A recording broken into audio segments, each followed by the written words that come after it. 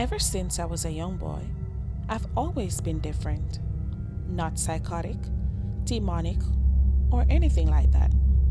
Just not quite like the rest. I look different. I act different. I dress differently. And I think differently. This made it easy for the beautiful people of the world to mess with me. A lot. It used to bother me growing up. But as I've gotten older, not so much. Now, I just look at the source and think, screw them. They'll be dead anyway. I've never been too lucky with the ladies either. So, after years of failed relationships, I found myself alone, friendless, and living in a 20-year-old trailer that I am renting from a friend of a friend of a friend. It doesn't really matter who. Anyway, I thought to myself, I'm tired of being alone. I can probably get another girlfriend, but she'd just get on my nerves and we'd break up. Same old song and dance. No, this time I want a companion. Someone who is happy to see me when I come home from work. Someone who likes to go for walks. Someone to ride shotgun in the car. Someone who will love me for who I am, not for what I have to offer them. I'm gonna get a dog. The very next day, I got up, hopped in my car, and drive to the local ASPCA to get myself a dog. I walked in and told the lady behind the desk what I was looking for. Nothing big. A small dog. A lap dog, so to speak. She said, "Sure, right this way." She took me into the kennel area and showed me many types of little dogs, mini pinchers, chihuahuas, even a few Pomeranians. They were all lovely dogs, but none of them really seemed to click with me. Then, out of the corner of my eye, and the very end of the cages, all by itself, sat a metal box. The box was fully enclosed with a tiny barred window in the door, resembling a prison cell. I said to the lady, "What is that?" She looked at me as if I wasn't supposed to ask and said, "That's Rascal. We're not really sure what kind of dog he is. He'd been returned to us several times due to behavioral issues. He's scheduled to be put down later today. That's why he's in the box." "I'd like to see him," I said. She said, "I don't think that's a good idea." Starting to get annoyed, I said, "The sign out lady at the front says all dogs ready for adoption. He's in here. He can be adopted. Now, I want to see him." She said, "Yes, sir," with a "you're going to regret it" tone, and took me over to the box, unlocked the door, and opened it. And that's when I saw him. This little guy looked rough. His brown fur was matted to his body, crusty pieces of I don't know what in the corners of his eyes, like he'd been crying. His nails were a bit long and sharp. His eyes were jet black with the slightest hint of red in them. To be quite honest, he looked like he just crawled out of a sewer and smelled like it too.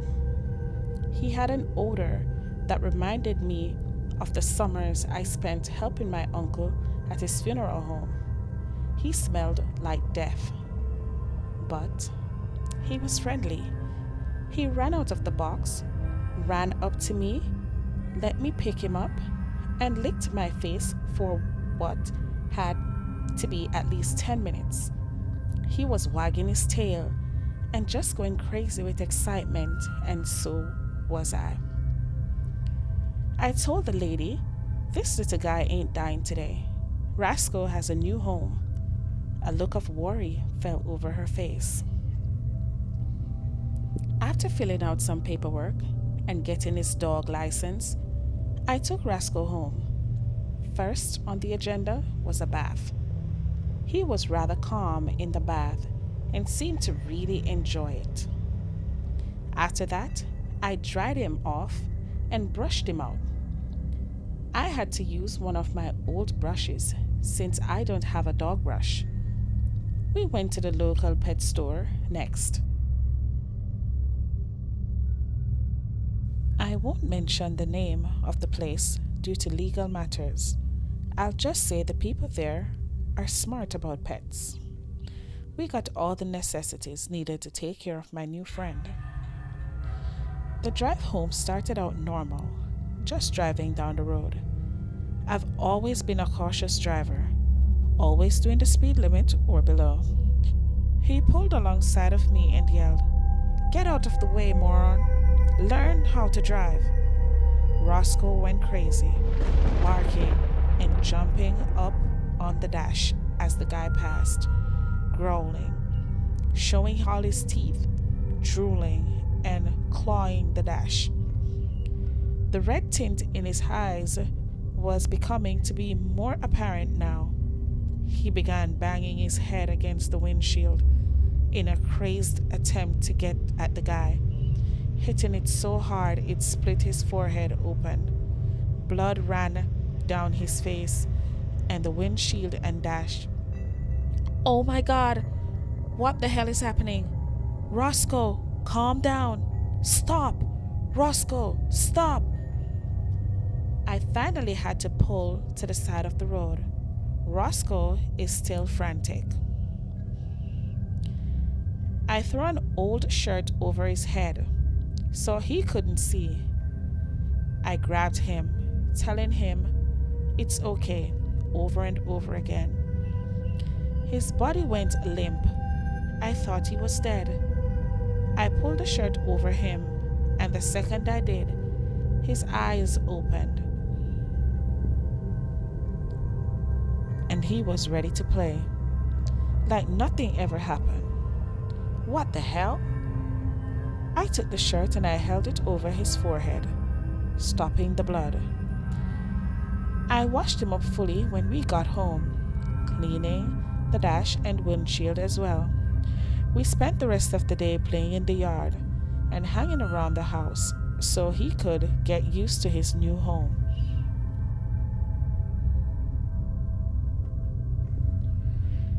The trailer park I live in isn't the best place to live. The lot rent is cheap, but that's the only good thing about it. It's a dirt road and a U shape with a trailer running parallel with the road on both sides. This is where the term trailer trash came from. It's not that people are bad or anything, it's just that cleanliness isn't their way of life. Old refrigerators, car parts, and various other piles of junk clutter their yards.